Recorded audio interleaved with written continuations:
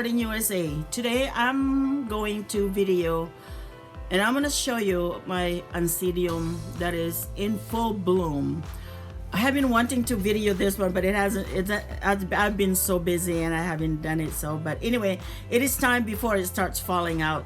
This Oncidium I have for I think for about 2-3 years now, and it blooms every year.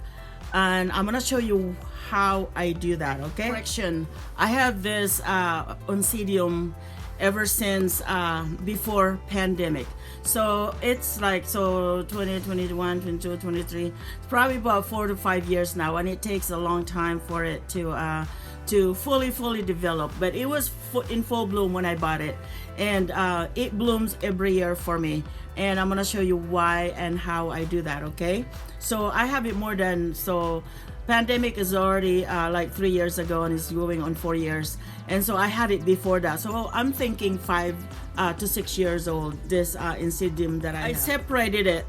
There were more than this, and I have separated it, so divided it into half and then repot the rest of them. Okay, look at this.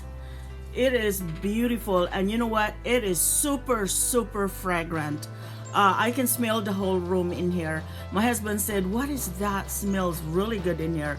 It is super fragrant Oncidium, and as you can tell, it's almost done actually blooming because it's turning brown at the edge of the petals. And I'm thinking, okay, I need to video this one.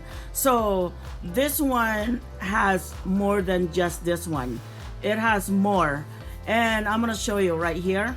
See the buds right here? There's more buds right here on the same plant. On the same plants have three stem full of blooms, but I did not see the other one before, so it got stuck, so it bent and it broke. And I'm gonna show you where it is. It is right here, this one right here. See that? That's another set of buds, but it got stuck in there and I didn't notice it until it was too late. So it didn't get to develop into a bloom. See right here, I'm gonna show you right there. See, it's falling off and it broke, and I felt so horrible seeing that, because now it's drying out and it's dying, that plant. And that is all on this plant right here. There are 3 of them. So this one right here, that one right here, and this one.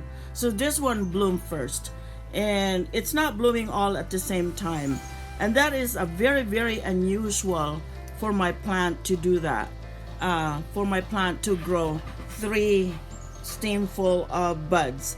And as you can see also, now there's new plants growing right here. See the new plants right here? Yep, excuse the mess behind me. Yeah, there's that new plants growing right here, right over here. This is a new plant right here that's growing. And let me see what else I have here. Okay, this one already bloomed last year, and let me see. Yeah, so that one for that. See this one right here for this flower right here, and this one right here for this, and then the one that is broken off right here.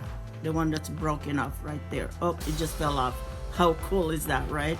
Finally fell off. I've been trying to keep it safe, thinking that I'll be able to save it, but it didn't. But anyway, so, and it is beautiful plant, and I love it. And when I bought it, the flower did not change. The size of the flower did not change. That is the right size, and it's really big. It's a big flower. See that? It is gorgeous. And if you look at underneath right here, it's like there's a feature in there. See, it's like a big bat. My camera is not focusing. I'm using my iPad right now. Cell phone is live streaming right now, and there's like a different feature in the middle of the petal right there. If you see my see, it looks like a bat. See the legs and the arm and the head. I did a short video on that one if you want to check that out also. And they are almost done blooming. Look at that. See, it looks like it's a bat that is crying. Oh, anyway, it is so cool that it is just so the cutest thing, you know. And there you go. See if I can get it. Oh yeah, it doesn't. But anyway, so anyway, I'm gonna show you how I care for this and how do I keep it blooming every year. Okay. So every warm weather, like right late spring, as long as it's 50 degrees and it never goes down, it stays up and above. So I put all my orchids outside.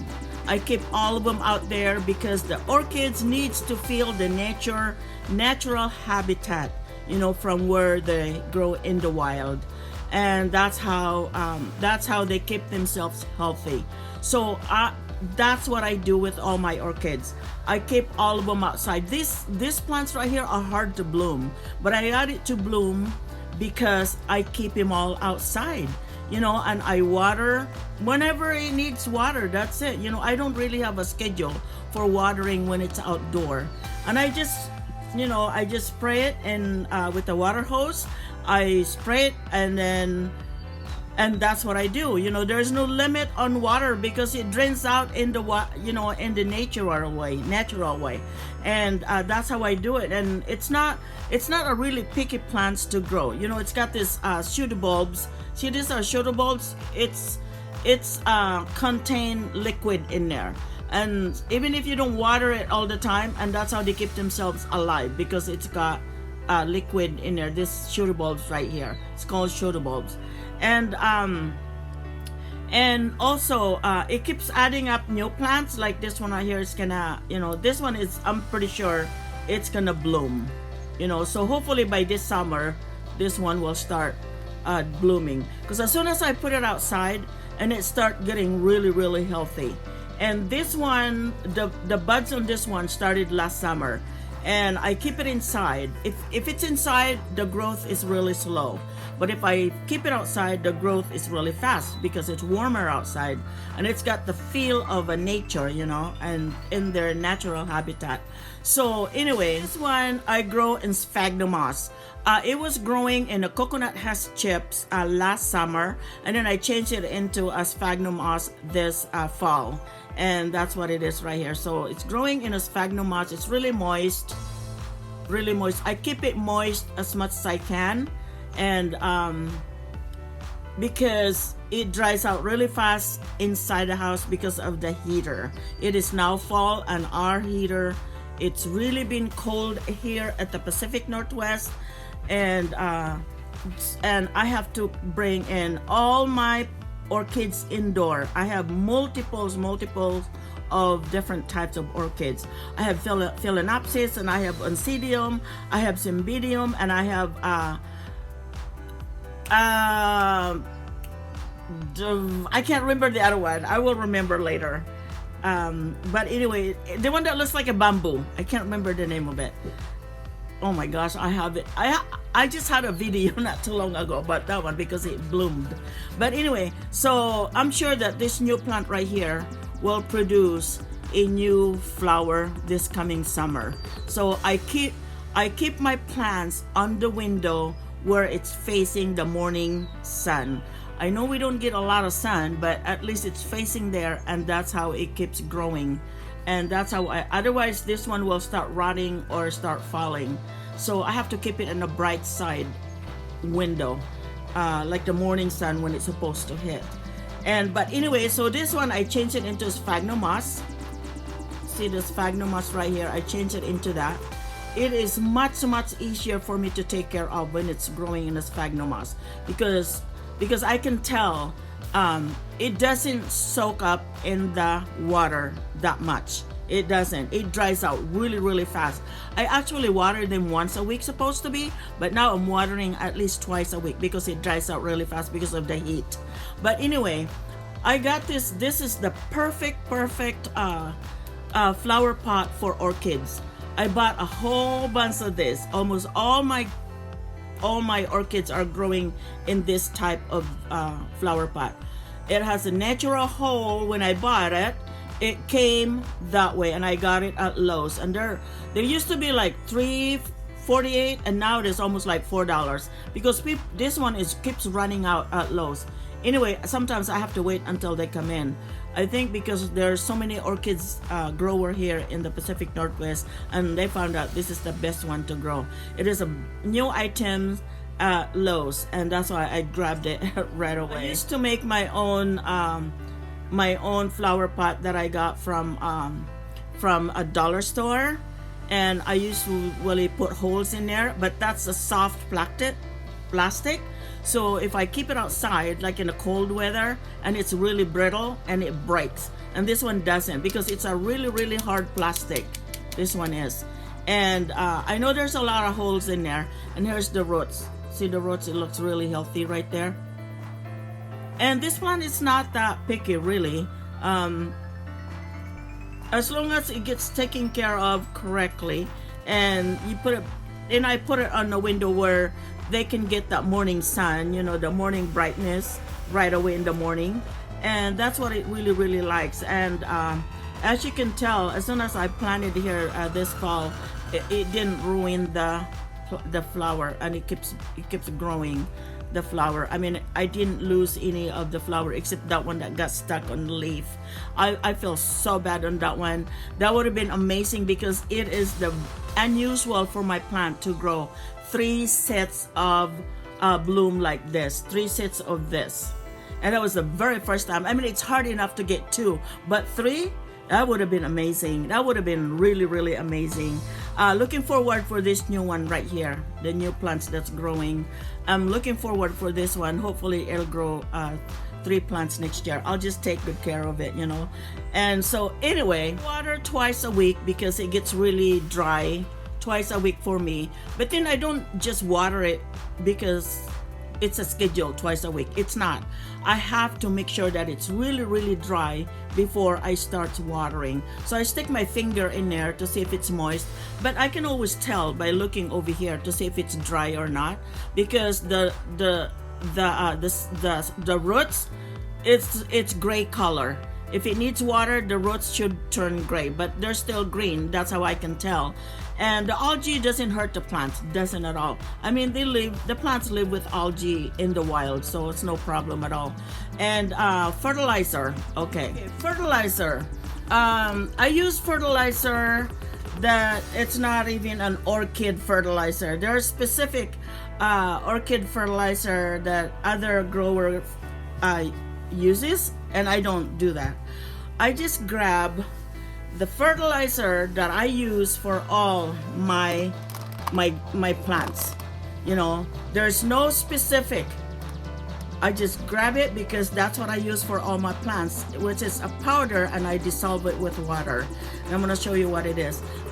This is the fertilizer that I use. I mix it with water per gallon, you know, and I have a sprayer that I use to water my orchids, or I will mix some in the big container, and then I will dunk my flower in there and soak it in there for at least about 15-20 minutes and make sure that it's all soaked up. I know before that you can't soak it very long, but no, to me, I soak it in there whenever. Sometimes I forget to take it out, and it doesn't kill the plants at all. It doesn't, because I have done it many times. And this is where I put my plants right here. See this bowl? Got it from dollar store. And then it doesn't ruin the plant. No, it doesn't. To me, anyway. I'm not sure about in your environment, but in my environment here where I'm at, it doesn't bother the plants at all. It doesn't really. So I use this. And then Miracle Grow plant food, that's what I use, or flower food. And it says bloom booster and things like that. See, bloom booster flower food. And then I mix it with water. I got it at Amazon because it went on sale, so I bought 2 boxes of this. And it's all different types of plants that you can use it on to. You know, I don't have a specific orchids fertilizer. I just use this, you know, and I'm not gonna spend a lot of money on different fertilizer. They all work the same to me. A while back I spent a bunch of money in buying, and you know what, it's just stuck down there. I'm not even using it. All that fertilizer that I bought, because I've listened to many videos that this is what it needs to be done, this is what it needs to be used, and I'm thinking, you know what, that's a lot of work. I'm just gonna use the same fertilizer that I have now with all my plants. My plants are healthy. You know, I'm not losing any of my orchids at all. No, it's not. So anyway, the reason that I like this this flower pot, it's because it's clear. My orchids loves clear flower pot. They really are grow really well on a clear flower pot. And if I put this on a dark color, like for example on this clay pot, it's not gonna grow that well. I have that experience. Actually, they soak or they dry, or I could never tell when when they needed water or not. I could never tell using this. It seems to me, because it also that container right there, the clay container, sucks the water in there inside, and that causes root rot for me on my orchids, especially Phalaenopsis. Phalaenopsis is very fragile. The roots is very fragile to grow. But I'm talking about this one right here. This is just fine for me, and my plants do really well on this plastic. You can find this at Lowe's. They're about almost $4 a piece, and I bought, I think, like almost 30 of them on this flower pot. And it's really nice and light, very light. I don't have to create any holes because it's got holes right there. See the holes? The only thing is for Phalaenopsis is that the root starts coming out, and it's really hard to get. It's really hard to when I have to change my my media. This is called media right here. This is type of media, and when I change the media, and then it's really hard to not to damage the roots. Sometimes I ended up cutting them, but the plants doesn't mind at all. But anyway, so I just wanna thank you so much for watching. If you have any questions at all, I think I covered almost everything. If you have any questions at all, just write down in the comments on the video, and I will answer as much as I can. I've been growing orchids now probably since 2006 or 2005, a long time ago. But I follow my mom. My mom is an orchids grower, and she does everything organically. I learned so much from her, and I think I took after her actually, because I have some sisters that kills plants. Not me. Everything that I plant grow. So anyway, thank you so much, and I hope you like this video. And if you have any questions, just let me know, okay? Just write down in the comments, and I will respond to that. Thank you so much. Thank you so much. Thank you so much. Shout out to Amazing PML team. Thank you all so much for all the support. You know, my channels are going through some rough time right now, but thank you for being there, and you never fail me. Love you guys.